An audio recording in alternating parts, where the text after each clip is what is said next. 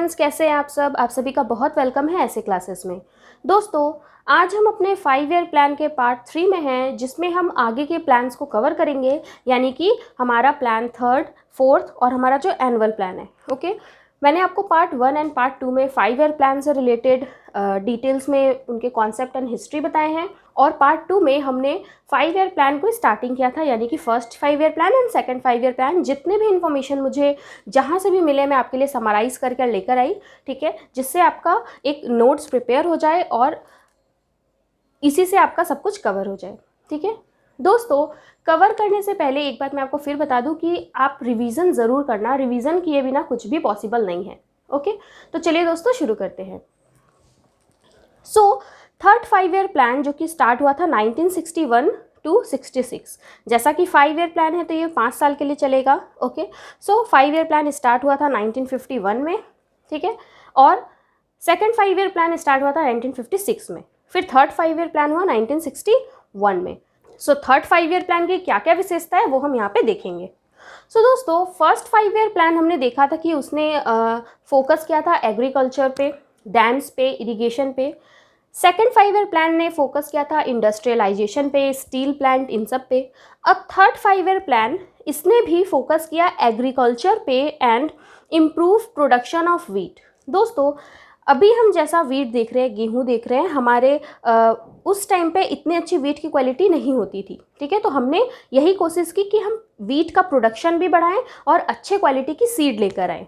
ठीक है, इसके लिए हमने बहुत सारा पैसा भी लगाया, बट उसी टाइम पर सीनो इंडियन वॉर यानी कि इंडिया चाइनीज़ वॉर शुरू हो गई। कब? 1962 में। ठीक है, और वॉर शुरू हुई तो इससे क्या हुआ कि हमें हमारी इकोनॉमी में क्या वीकनेस है वो समझ में आई। सिर्फ हमें ही नहीं, सामने जिसके साथ वॉर चल रही थी उन्हें भी समझ में आ गई कि ये लोग कहाँ कहाँ पर वीक है।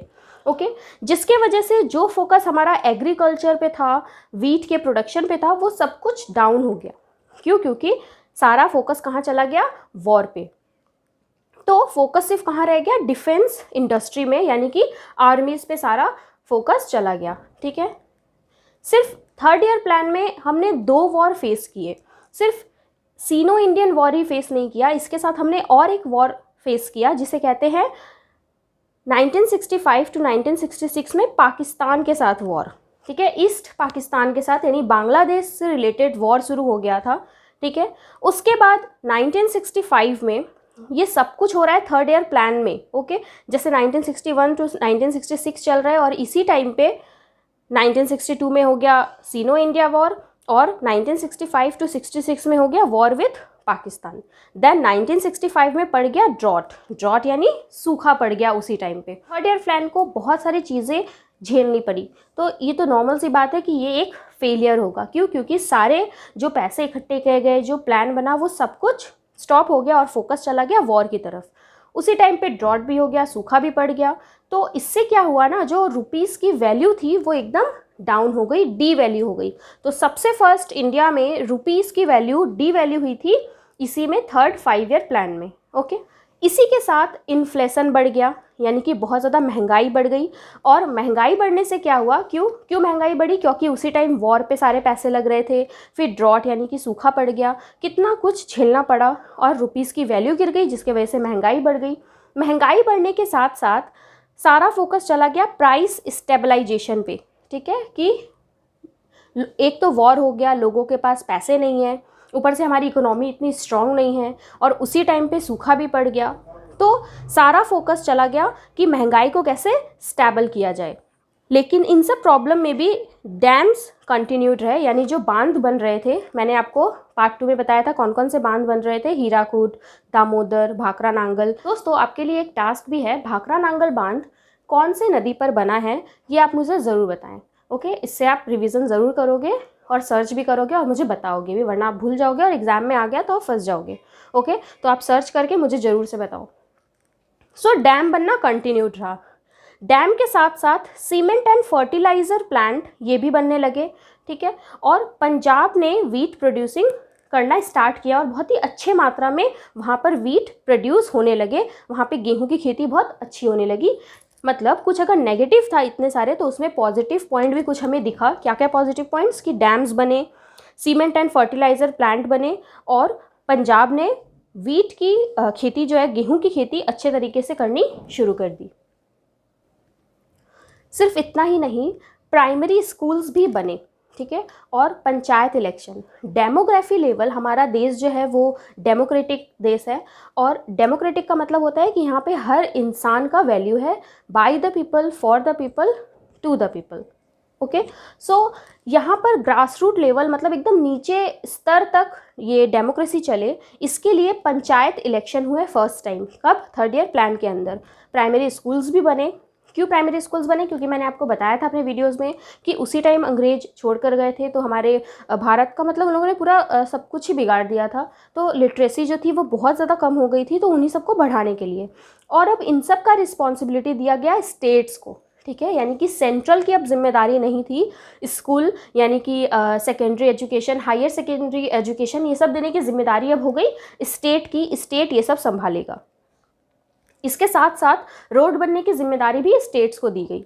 देन उस टाइम पे ग्रोथ रेट अज्यूम किया गया था 5.6%, लेकिन बहुत ही ज़्यादा कम यानी कि 2.4% अचीव हुआ। तो कहाँ चले गए सारे पैसे? सारा पैसा, प्लान, जितना भी दिमाग लगा था वो सब किस साइड चला गया? वॉर के साइड एंड ड्रॉट के साइड। और उसी टाइम पे इन्फ्लेशन आ गई, तो सब कुछ एक फेल हो गया। ओके, अच्छा, ये किस मॉडल पे है? तो ये है जॉन सैंडी एंड सुखमस चक्रवर्ती के मॉडल पे। ओके दोस्तों, जितनी बार मैं आपको पढ़ा रही हूँ, आप या तो मुझे कमेंट करें या फिर आप एक बार रिवीजन कर लो कि फर्स्ट 5 ईयर प्लान का मॉडल किसके ऊपर था, सेकंड 5 ईयर प्लान का मॉडल किसके ऊपर था, एंड थर्ड 5 ईयर प्लान का मॉडल किसके ऊपर है। फिर state electricity boards, then secondary boards, ये सब बने, मतलब स्टेट की अब इलेक्ट्रिसिटी के बोर्ड बन गए। देन सेकेंडरी बोर्ड्स यानी कि पढ़ाई का जो मैंने आपको बताया वो सब स्टेट की अब रिस्पॉन्सिबिलिटी हो गई। Establishment of self generating and self reliant economy. Basically इस टाइम का मोटिव क्या था? इस टाइम का मोटिव था self generating and self reliant economy, ये है इसका मोटो। तो ये एग्जाम में पूछा जाता है कि ये कौन से 5 ईयर प्लान में लिया गया? तो self generating and self reliant economy ये थर्ड 5 ईयर प्लान में सोचा गया और इस्टेब्लिश्ड किया गया। ठीक है, तो ये था पूरा थर्ड 5 ईयर प्लान, जो कि पूरी तरीके से एक फेलियर था। क्यों था? मैंने आपको सारे रीजंस बताए। इसमें 2 वॉर हुए। कौन कौन से? पहला हुआ सीनो इंडिया वॉर 1962 में, एंड सेकंड हुआ पाकिस्तान के साथ वॉर, ईस्ट पाकिस्तान के साथ, यानी कि बांग्लादेश जो अभी का है। सो 1965 टू 1966 में। उसी टाइम पे सूखा भी पड़ गया, इन्फ्लेशन हो गया, उसी टाइम पे रुपीज़ की वैल्यू भी डिवैल्यू हो गई। तो बहुत सारे उस टाइम हमने प्रॉब्लम्स देखे, जिसकी वजह से ये पूरी तरीके से एक फेलियर था। ओके, सो अब हम बात करते हैं नेक्स्ट, यानी कि प्लान हॉलीडे। ये प्लान हॉलीडे क्यों पड़ा? बात तो थी पूरे 5 साल तक बार बार चलेगा, लेकिन जैसा कि हमने देखा थर्ड 5 ईयर प्लान में इतना ज़्यादा प्रॉब्लम हुआ, तो थोड़े दिन के लिए ना प्लान्स को रोक दिया गया।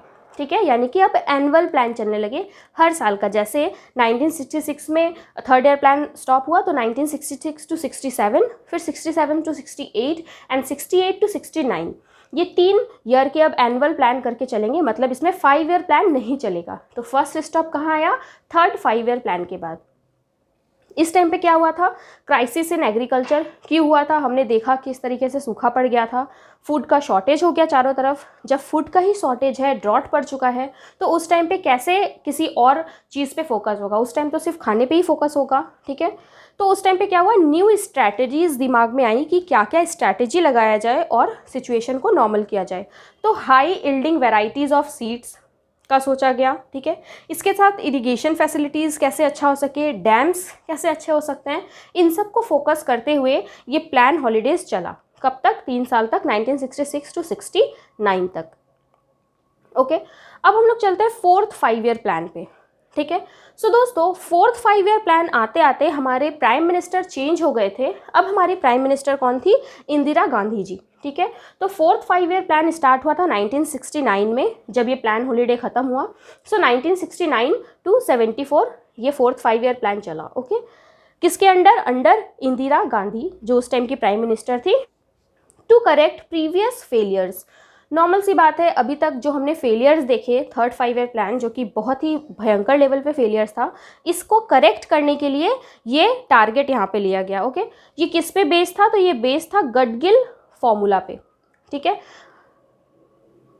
थर्ड 5 ईयर प्लान किस मॉडल पे बेस था? जॉन सैंडी एंड सुखमस चक्रवर्ती के मॉडल पे। और फोर्थ 5 ईयर प्लान किस पे बेस्ड है? तो गडगिल फॉर्मूला पे। ठीक है दोस्तों, मैं आपको फिर से बताऊंगी कि आप पढ़ तो रहे हो लेकिन रिवीजन बार बार करना हो, कि रिवीजन नहीं करोगे तो एग्जाम में कंफ्यूज हो जाओगे। तो कम से कम 2 से 3 बार ज़रूर या तो वीडियो देखो या फिर नोट्स ले लो, नोट्स से रिवीजन कर लो। ओके, सो गडगिल फॉर्मूला का क्या मोटिव था? ग्रोथ विथ स्टेबिलिटी, बढ़ो लेकिन स्टेबल होकर। देन गवर्नमेंट, उस टाइम गवर्नमेंट ने क्या डिसीजन लिया? उन्होंने नेशनलाइज्ड कर दिया 14 इंडियन बैंक्स को। उस टाइम के जो मेजर इंडियन बैंक थे, okay, like Indian bank, bank of Baroda, ये सब जितने भी मेजर बैंक थे उस टाइम के, तो 14 इंडियन बैंक को उन्होंने नेशनलाइज्ड कर दिया और ग्रीन रेवोल्यूशन को बूस्ट किया। ग्रीन रेवोल्यूशन यानी कि हरित क्रांति। ठीक है, जो हरित का मतलब ही हमें समझ में आ रहा है, जो एग्रीकल्चर के लिए हुआ है ग्रीन रेवोल्यूशन। मैं आपको ये सारे रेवोल्यूशन भी बता दूंगी जब ये 5 ईयर प्लान हम लोग कंप्लीट करेंगे, उसके बाद ही मैं आपको सारे रेवोल्यूशन के वीडियो दे दूंगी। सो ग्रीन रेवोल्यूशन बूस्ट हुआ। ड्रॉट प्रॉन एरिया प्रोग्राम, जिस जिस जगह पे सूखा पड़ा था इंडिया में, वहाँ पे उसके लिए DPAP बोलकर एक प्रोग्राम चला जिसे कहा जाता है ड्रॉट प्रॉन एरिया प्रोग्राम। तो ये किस 5 ईयर प्लान में चला? फोर्थ 5 ईयर प्लान में। ओके, किसने चलाया? इंदिरा गांधी जी ने। सो इसमें टारगेट कितना लिया गया था? इसमें टारगेट लिया गया था 5.6% ग्रोथ अचीव करने का, लेकिन रियल में कितना अचीव हुआ?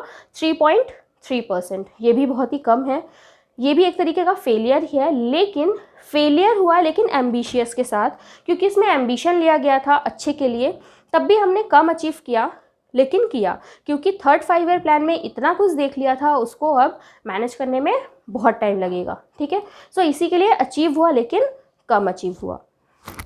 सो दोस्तों, अभी तक के 4th 5 ईयर प्लान हुए।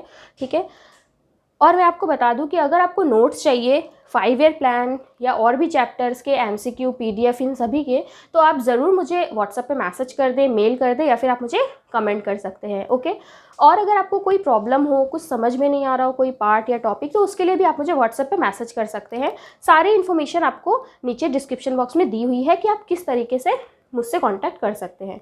ठीक है, अगर आपको वीडियो अच्छी लगी तो प्लीज़ लाइक करके मुझे ज़रूर बताएं, कमेंट कर दें कि आपको वीडियो कैसी लगी।